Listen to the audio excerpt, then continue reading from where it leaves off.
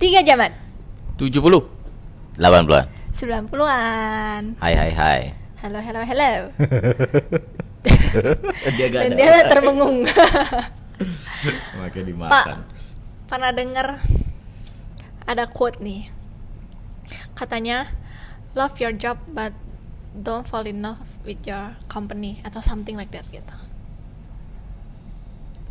Pernah dengar nggak? Ya sering Sering. Dengar di mana? barusan. Gimana sih dia? Iya. Terus ada orang yang bilang, berpendapat lah.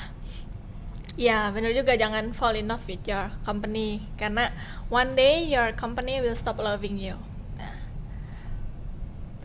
please respond. Oke.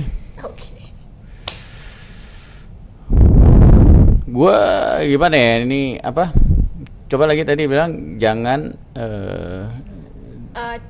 Boleh mencintai pekerjaan lo, tapi jangan terlalu mencintai perusahaan lo gitu. Atau mungkin jangan mencintai perusahaan. Sebenarnya gini, ini gue nggak setuju sih sebenarnya dengan statement ini, gitu loh. Maksudnya ngapain sih dibahas, gitu loh. Maksudnya salah fokus, gitu loh. Ya gimana ya, gue kan kita selalu bilang ya pengalaman gue ya, yang paling penting kan sebenarnya apa yang kita lakukan. Ya itu yang paling penting gitu loh, ya kan. Terus memang ada banyak orang terus yang baperan atau gimana, terus yang ngomongin perusahaannya. Ya perusahaannya gimana penting nggak? Iya betul penting gitu loh. Tapi masalah sekarang pakai istilah apa? Jangan mencintai perusahaannya gitu loh, karena nanti kan kita nggak tahu suatu hari perusahaan bisa stop mencintai kamu gitu loh. Itu kan mental korban banget ya buat gua. Sorry kalau yang nggak setuju. Ya. Mental korban in what way nih? Iya, merasa jadi korban, dihianati gitu loh. Pernah lo ya sering ya. Gitu. Ya. Sebenarnya apapun kan bisa terjadi, apapun bisa terjadi gitu loh. Tapi nggak usah mikirin sampai ke sana gitu. Jadi kesannya tuh kita harus pasang kuda-kuda, harus gimana, enggak lah gitu loh. Fokus ke apa yang dipercayakan kepada kita aja and do our best gitu loh. Masalah kita suka atau enggak dengan perusahaannya kan memang itu kan masalah perasaan ya. Dan ingat, perasaan itu kan sangat ditentukan oleh situasi dan kondisi. Nggak ada situasi di mana statis gitu loh. Ya, situasinya terang berarti akan terang terus. Malam akan berarti malam, nggak ada gitu loh. Nah, tinggal ups and down yang terjadi itu kita gimana nyikapinnya. Karena kalau misalkan kita mencintai perusahaan, kita suka dengan perusahaan di mana kita bekerja, itu kan keputusan kita. Ya. Dan itu bisa kita kendalikan. We are in control gitu loh. Tapi ketika pihak lain mau suka sama kita atau berhenti suka sama kita, tapi itu kan di luar kendalinya kita. Jadi ngapain mikirin yang di luar kendali kita? Fokusnya ke situ. Ya. Just do our best, ya itu resiko, ya kan, itu tantangan, ya kan, tapi nggak usah ditakutin lah. Ketika ada orang yang nggak suka sama kita kan, terus apakah kita jadi overthinking, stress, mikirin, wasting our time. Itu berdasarkan pengalaman gue sekali lagi ya. Bukannya teorinya harus A atau harus B, ini pasti akan ada banyak beda pendapat, tetapi berdasarkan apa yang gue alamin ya seperti itu. Fokus ke apa yang bisa kita lakukan, yang bisa kita kendalikan. Yang di luar kita ya kita hadapin aja. Kalau misalkan mereka ibaratnya atau istilahnya stop mencintai kita, menyukai kita, let's take it positif aja. Mungkin ini kalau mau dibahas secara besar lagi, mungkin memang sudah waktunya jalannya Tuhan kita pindah rumah atau pindah perusahaan gitu loh. Tapi kalau kita punya cara pandang yang sepositif itu, kita nggak akan keluar dengan mental korban. Tuh kan udah gue bilang apa, ada waktunya tuh mereka nggak nggak sayang lagi Nggak sama appreciate kita. nggak appreciate kita. Come on lah, dunia ini mana sih yang ideal 100%, nggak ada gitu loh ya. Jadi salah fokus ya, dan jangan salah memotivasi orang atau mengingatkan atau memberikan saran kepada orang. Kita sarannya udah just do your best Pak, tapi ketika nanti atasan gua nggak suka lagi sama gua, ya hadapin, buat keputusan ya. Apapun yang alasannya mereka memperlakukan kita seperti itu kan macem-macem, dan kita nggak ngapain mau diperdebatkan gitu loh, capek sendiri gitu loh. Mendingan kita buat keputusan mau stay apa enggak gitu loh. Kita coba memahami kenapa respon mereka begini ya. Mungkin memang perilaku kita yang membuat mereka berhenti mencintai kita gitu loh ya. Jadi itu sih cara pandangnya gitu loh ya. Tapi memang banyak sih dialamin sama orang-orang yang berpikir lo hati-hati lo gitu. Jangan kasih semuanya, come on lah. Gua ngasih jalan dengan yang ide-ide kayak gitu loh. Kok mingkem lu berdua? Kaget ya dengan respon gue ya. Enggak. Iya, kalau gue sendiri ya, gue ngelihat quote ini kayaknya udah lumayan lama banget ya. LinkedIn, IG gue juga sering keluar tuh berseliweran quote-quote tuh, don't love your company because someday your company will stop loving you. Ya nggak? Cinta nih kayak nggak pernah jatuh cinta aja, pasti kan ada putusnya dong. Masa nggak bisa move on? Nah, itu yang pertama. Dan kalau dimasukin ke dunia kerja, sumpah gue nggak setuju sama quote itu. Kenapa? 11 perusahaan yang gue pernah kerja, 11-11nya gue cinta banget. Kalau sampai tuh perusahaan aja, nih yang tuh perusahaan aja ya, dia mau ngajakin gue balik, itu gue kemungkinan pengen baliknya lebih gede. Bahkan kalau misalnya ada dua pilihan, gue lagi nganggur, ada dua pilihan. Satu perusahaan lama ngajak gue balik, kemudian satu perusahaan baru ngajak gue balik dengan offer lebih better secara benefit, secara position misalnya ya. Gue pasti akan masih memilih perusahaan gue yang lama, karena segitu cintanya gue sama 11 perusahaan yang udah gue jalanin dalam hidup gue. Apa yang menimbulkan rasa cinta itu terhadap perusahaan-perusahaan tersebut? Beb, ini nggak ke kamu dulu ya Beb ya, ini ke company ya. Jadi cintai company, cintai istri, cintai keluarga, dan cintailah diri sendiri. Apa yang membuat ya, nih gue sadar diri, gue ini bukan orang kreatif. Gue nggak punya ide. Jadi ketika ada perusahaan-perusahaan ya, ada bisnis-bisnis yang berkembang dengan konsep-konsep yang menarik, gue udah sadar diri gue nggak bisa bikin yang kayak gitu. Kemampuan gue tuh kayaknya nggak nyampe gitu loh. Kayak orang, kok dia bisa ya bikin lounge kayak gini, kok dia bisa bikin klub kayak gini, kok dia bisa bikin restoran kayak gini, kok dia bisa bikin coffee shop kayak gini, kok dia bisa ngejalanin bisnis seperti ini. Jadi buat gue itu udah satu hal yang menarik dalam hidup gue, yang dimana pasti gue akan belajar mati-matian bagaimana konsep yang dia buat tuh dari sebuah impian yang ada di angan-angan sampai bisa ada di ground. Bless you. Sampai ada di ground, sampai ada di tanah, sampai kayak si waiter ngerti brand itu apa, tujuan brand itu dibuat apa.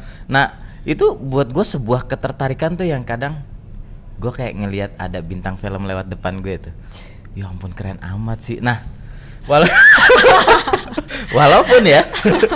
walaupun tuh perusahaan nggak kenal gue siapa, tuh perusahaan nggak tahu gue nih siapa. Gue masuk juga lewat proses pengenalan dari satu orang, kemudian udah lulus dari satu orang, dikenalin lagi ke orang lain, dikenalin lagi sampai yang punya tabuk kepemimpinan tertinggi di perusahaan tersebut. Memang butuh proses buat masuk ke sana. Jadi untuk melewati proses itu aja, rasa cinta gue tuh udah mulai tumbuh tuh. Sehingga tadi kayak Pak Dani bilang, lu kalau baru masuk, entah itu perusahaan lama, perusahaan baru, entrepreneur, startup segala macam, lu jangan kasih semuanya. Nah, gue kebalikannya. Loh, gue nggak ngomong. Gue lu tadi ngomong gitu ah. Bukan ngasih semuanya, maksudnya ada orang kasih, lu jangan kasih. Iya. Bukan gua ngajarin seperti itu. Enggak. Ada orang yang ngajarin atau sempat berbicara seperti itu ya, berpendapat lah ya. Berpendapat seperti itu. Nah, di pendapat yang seperti itu pun gue masih agak kurang setuju, karena ketika udah kick off nih, itu udah nggak bisa cuma ngasih 100%. di limit lo yang 120% juga pun harus lo kasih, karena that's the first time you kick off gitu loh. Karena apa? Ketika lo udah kasih seluruh kemampuan lo, abis itu kan jadi botol kosong lagi tuh, baru lo serap banyak ilmu, baru masuk lagi. Jadi ilmu lo jadi nambah, ilmu yang lama yang lo dapet lo udah keluarin, ilmu baru di perusahaan tersebut udah lo dapetin. Tetapi memang namanya juga orang jatuh cinta sama pasangan. Pasangan itu tuh selalu, ini juga buat kamu ya, buat yang tahun depan. Pasangan itu selalu ada lebih dan ada kurangnya. Nah, kalau ketika lo ngelihat sebuah perusahaan itu ada kurangnya, ya jangan lupain juga kelebihan-kelebihan dia yang membuat lo tuh jadi pindah ke sana. Karena biar gimana pun selalu ada alasan kenapa kita milih perusahaan tersebut di antara beberapa perusahaan. Even yang terburuk, kenapa kita milih perusahaan tersebut? Karena perusahaan-perusahaan yang lain nggak mau nerima kita. Akhirnya kita milih perusahaan tersebut. Berarti kan ada satu momentum di mana hanya dialah satu-satunya yang mau menerima kita. Nah, disitulah cinta itu bersemi. Jadi nggak ada salahnya cinta ke perusahaan. Buat ya berdasarkan pengalaman gue sih, gue saranin ya lu harus cinta. Lu kalau nggak cinta, 8 jam 12 jam lu ketemu bos lu pulang, anak istri keluarga udah pada tidur, besok pagi atau siang udah berangkat lagi. Di mana relevansinya, di mana objektivitasnya lu bisa nggak mencintai dengan sepenuh hati ketika lu kerja. Nah, ketika lu nggak mencintai dengan sepenuh hati, bagaimana lu bisa mengeluarkan seluruh kemampuan dan mengeluarkan seluruh potensi lu sampai lu sadar diri, lu ada masa di mana lu conscious kalau lu tuh nggak kompeten. Nah, orang mau belajar kalau kita udah sadar diri kalau kita ini nggak kompeten. Makanya kita mau belajar. Tapi kalau tiap saat kita selalu conscious kompeten, sadar diri gue kompeten, siapapun yang ngajarin juga nggak akan diterima. Jadi buat gue, temukanlah cinta di perusahaan. Nggak ada yang salah ketika lu mencintai perusahaan. Karena apa? Ketika lu saling mencintai dan lu pergi, pasti tetap akan ada yang kehilangan. Nggak mungkin nggak. Gua coba klarifikasi satu hal yang tadi Pak Jeff ngomong, ya kan? Tadi Pak Jeff bilang kan, gue bukan orang yang kreatif. Maksudnya Pak Jeff itu yang berkaitan dengan desain ya tadi. Iya. Jadi jangan sampai salah paham, ya. Karena setiap orang kreatif tapi di bidangnya, areanya masing-masing. Good. Nah, tadi penjelasan Pak Jeff itu poinnya bagus ya. Karena gini, ada banyak orang ketika dia kerja, dia mindsetnya gini,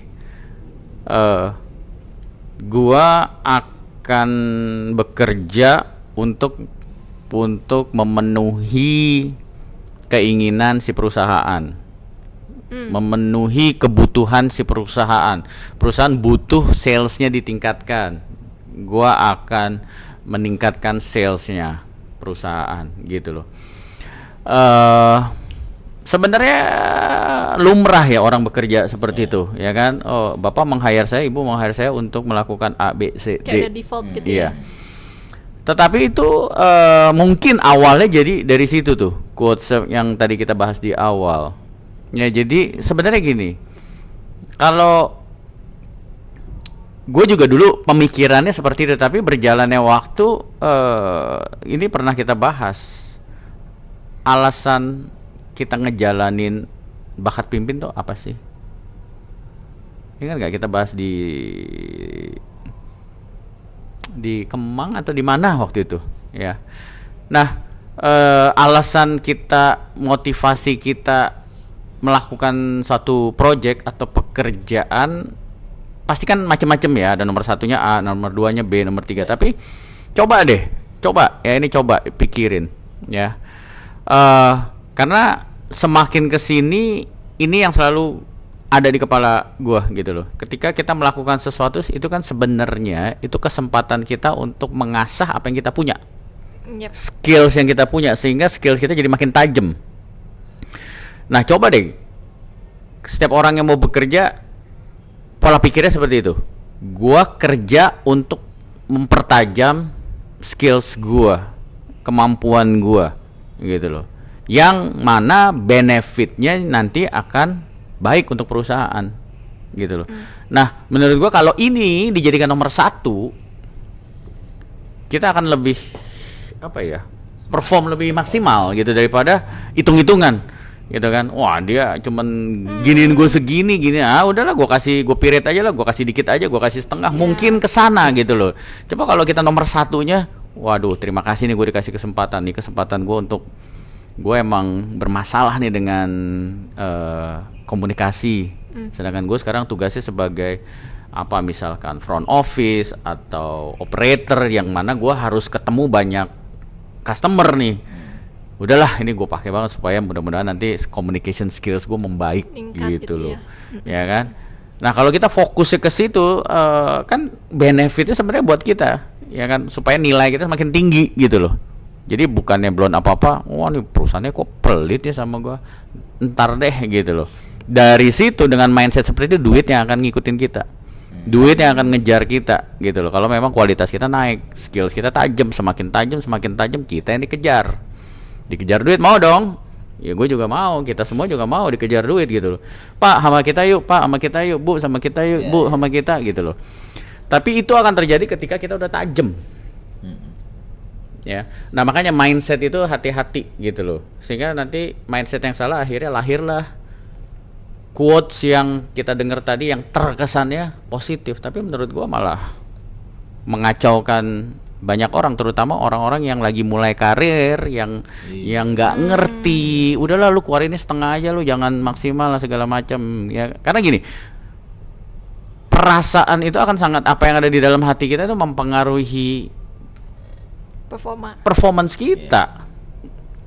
Jadi kalau kita belum apa-apa ya kayak sama pasangan deh, atau yang kita suka, terus tar dulu lah, gua kasih setengah dulu lah gitu loh. Sedangkan kita jangan lupa dia juga sedang menilai kita kan. Yep. Gitu loh. Bener sama Pak Ajay bilang, ya udah all out aja gitu loh. Jangan negative thinking, overthinking segala macam. At the end of the day we all know gitu loh. Rezeki yang atur di atas. Gitu kan. Ada jalan orang udah ada masing-masing gitu loh. Sekarang kan PR kita, do our part, lakukan bagian kita, yaitu keluarin apapun yang ada di dalam diri kita, entah itu bakat kita, talenta kita, apapun lah judulnya gitu loh, daripada sibuk mikirin wah ini bentar lagi dia stop nih suka sama kasih gue berapa, ya udah gue ini. Jangan hitung-hitungan ya. Kalau hitung-hitungan jadi capai sendiri ya. Terus kayaknya rugi di kitanya juga, jadi karena kita jadi kayak gimana? Iya. Ada yang direm-rem gitu ya. Hitung-hitungan rem-rem. Oke, part ini aja, yang ini nggak usah gitu. Itu bukan bagian gua, ini kan. Iya. Kalau anak sekarang bilang lepasin say. Enggak ya? Lemesin mungkin. Oh, lemesin. Ya jadi cinta. Ya kalau ada mungkin teman yang saya tetap nggak mau mencintai perusahaan saya sebanyak-banyaknya atau selepas-lepasnya, ya itu tidak salah juga ya teman-teman. Tapi memang ada satu pemahaman nih di sini yang harus kita pahami. Mencintai yaitu merupakan sebuah software yang ada di dalam diri kita. Ya, cinta itu kan rasa apa yang ada di dalam diri kita. Kemudian company ini adalah hardware-nya, ini medianya, ya. Nah, kebayang nggak sih kalau kita masuk ke sebuah hardware, kemudian kita sendiri juga jadi hardware juga gitu loh. Hardware juga dalam artian apa? Ya gue mau kerja, tapi gue nggak mau rasa itu keluar, rasa suka nggak keluar, rasa cinta gue nggak keluar. Jadi kayak robot aja gitu. Jadi kayak robot aja. Ya pasti ada dampaknya, nggak mungkin nggak ada dampaknya. Mungkin kalau secara performance indikator, kalau lagi di appraisal pasti oke. Kenapa? Karena yang dihitung absensi, masuk terus, tidak pernah telat, training selalu hadir setiap ada training. Itu kan semuanya sifatnya kuantitatif ya, numbers. Jadi secara performance nggak akan ngerubah ya. Tetapi ada satu hal yang nanti mungkin akan ditemukan dan cukup melelahkan, yaitu mengubur perasaan atau mengubur sebuah soft skill atau software-nya kita. Karena suka nggak suka bekerja itu membutuhkan motivasi, sedangkan motivasi lahir dari dalam diri sendiri ya. Bekerja itu butuh kemauan, sedangkan kemauan lari dari dalam lagi ya. Bekerja itu membutuhkan pekerja keras, sifat pekerja keras. Jangan bekerja keras itu semua lahirnya dari dalam atau dari software itu sendiri. Jadi cinta dan perusahaan ya dua suku kata yang memang relevan satu sama lain dan tidak bisa dipisahkan, tidak bisa dibatasi, dikontrol memungkinkan. Ya, jadi sesuatu yang bisa kita kontrol ya kita fokus sama sesuatu yang bisa kita kontrol. Yang sesuatu yang tidak bisa kita kontrol ya kita harus sadar kalau itu memang tidak bisa kita kontrol. Ya, kayak company perusahaan ya saat ini kita posisinya sebagai pekerja ya, company perusahaan pasti udah hadir company culture pasti udah hadir sebelum kita bekerja di perusahaan tersebut, dan itu kan sesuatu yang tidak bisa kita kontrol atau kita rubah. Tapi ya tadi masukan dari Pak Dhani juga dari Fania. Nah, kita di sini yang mengambil posisi, kita di sini yang mengambil peran. Ya, contoh tadi ada ilustrasi sebagai seorang front office. Ya, kalau kita mau menumbuhkan komunikasi skill kita, ya pada saat itulah kita tumbuhkan komunikasi skill kita. Karena apa? Suka tidak suka ketika komunikasi skill kita tumbuh dan itu buat diri kita, itu pun pasti akan ada dampak terhadap performance bisnis di perusahaan tersebut. Nah, kurang lebih itu sih pendapat saya untuk quote tersebut. Ribet. Sebenarnya gini juga ya. Ini kalau kita pindahin sedikit, ini kan kita ngomongin antara employee dan company, ya kan. Tapi sebenarnya kan konsep pemikirannya sama. Sama halnya juga antara teman. Coba kalau kita pakai yang quotes yang tadi itu, jangan all out sama temen deh. Kita kan nggak tahu nanti temen kita mengkhianati. Sebenarnya kan sama ya kan. Iya. Ya kan, konsep pemikirannya sama. Balik tanya diri sendiri, are you going to do that? Apakah kalian akan bersikap seperti itu sama teman kamu atau bahkan nih sama pasangan kita? Ya kan, jadi jangan itu pola pikirnya bahaya sekali ya kalau tadi quotes itu tuh ya. Karena itu sebenarnya mau diaplikasikan kemana-mana bisa aja. Ya, sama teman bisa. Iya, nanti teman gua ngandalin gua. It happens. Jadinya negative thinking mulu ya, curigaan mulu gitu capek ya. Kan? Yeah. Capek. Jadi itu pola pikir sebenarnya. Jadi akhirnya banyak hal yang terkesan benar, tapi ya menurut saya, sorry sekali lagi, menurut kita lah ya nggak benar itu. Ya kan, dampaknya malah ke kita. Iya. Yeah. Jadi setengah hati, ternyata jadi takutan, curiga. Banyak di kita. Iya, gitu loh. All out aja, do your best. Itu kan yang banyak quotes di mana-mana juga kita nemuin tuh ya. Do your best. Ya, do your best gitu loh. Ya, bukan yang ngajarin egois ya, tetapi hey, mana sih perusahaan yang sempurna? Nggak ada. Ya tadi Pak Jeff bilang nggak ada. Pasti ada kelebihan dan kekurangan. Gitu. Oke. Seru juga. Coba lagi, berbobot sekali. Kayaknya keren juga sih kalau misalnya ada quote, teman-teman punya quote-quote yang mungkin mau di-share atau diklarifikasi. Belum tentu juga pendapat kita benar. Iya. Ya, atau mungkin waktu dia keluarin quotes tersebut, kita juga nggak tahu ya situasi dan kondisinya bagaimana gitu kan. Ya, atau maksudnya dia lebih kemana, ya kan. Ya, jadi very open ya, apabila cara kita melihatnya dari sudut pandang yang berbeda kan it might happen gitu loh. Yes. Ya, jadi ini very open discussion aja ya. Nggak ada yang merasa paling benar atau salah. Setiap orang bolehlah punya pendapat masing-masing. True. Gitu. Ada pandangannya masing-masing peace, lah. Damai. Peace, love and gaul. Slankers. Okay, guys, I think that's it. Thank you for listening. See you in the next episode. See you guys.